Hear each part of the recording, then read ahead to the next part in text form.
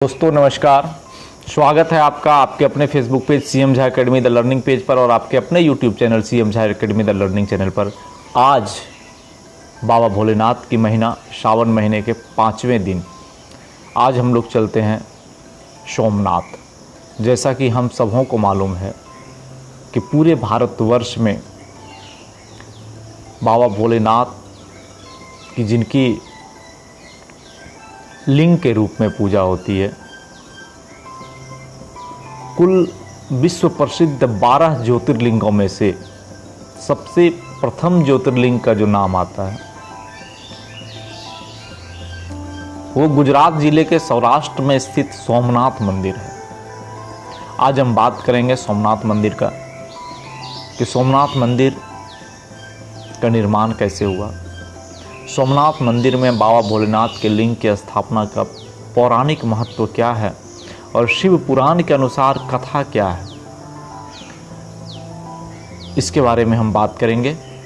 सबसे पहले जब 12 ज्योतिर्लिंगों की बात आती है तो हमारे पुराणों में रचित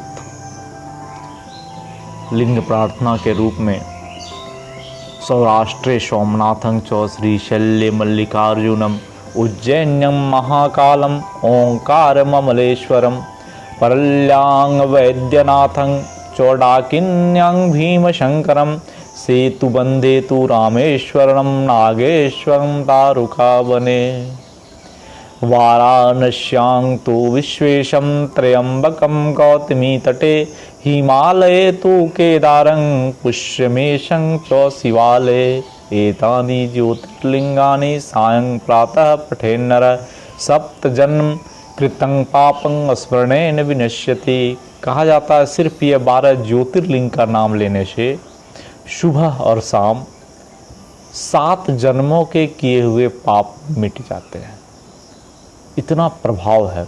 तो आइए हम लोग चलते हैं गुजरात के सौराष्ट्र में स्थित देवादिदेव महादेव भोलेनाथ का सबसे पहला ज्योतिर्लिंग सोमनाथ। सोमनाथ मंदिर के स्थापना के बारे में श्री शिव पुराण में मान्यता है कि स्वयं चंद्रदेव के द्वारा किया गया तपस्या से प्रसन्न होकर महादेव वहाँ प्रकट हुए थे, यानी जागृत महादेव हैं सोमनाथ।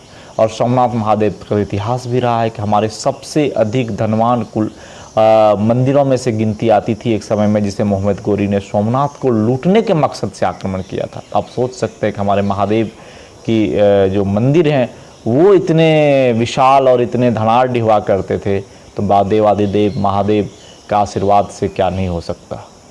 श्री शिव पुराण के अनुसार महाराजा प्रजापति दक्ष जो थे, जो सती के पिता भी हैं, माता पार्वती का एक रूप है सती, उनके पिता है। तो प्रजापति दक्ष ब्रह्मा जी के मानस पुत्र थे।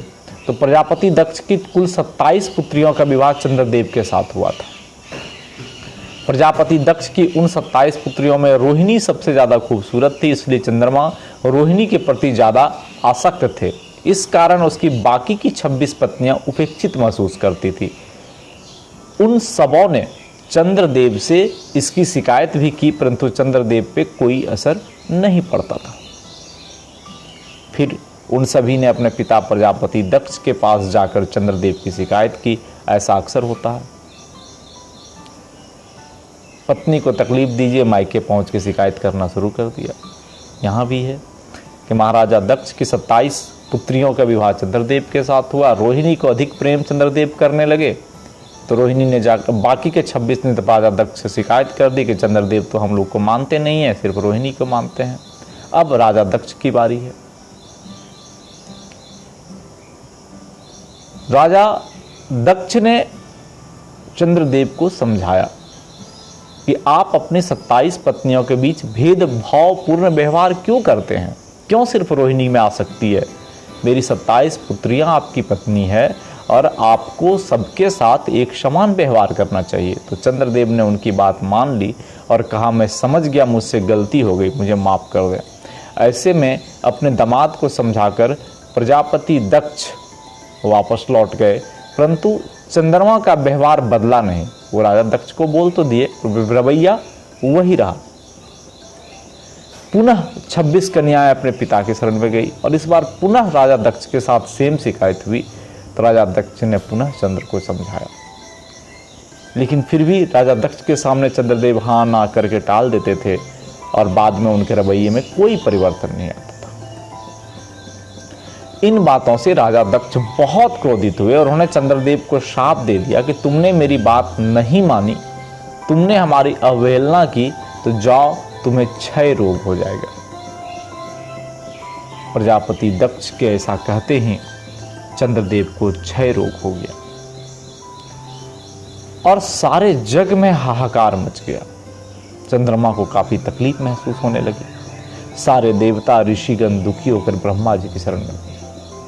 उन्होंने कहा कि प्रजापति दक्ष ने इसके श्राप से सिर्फ महादेव ही बचा सकते हैं, बाकी किसी देव में कोई पावर नहीं है कि प्रजापति दक्ष के श्राप को काट दे, क्योंकि दक्ष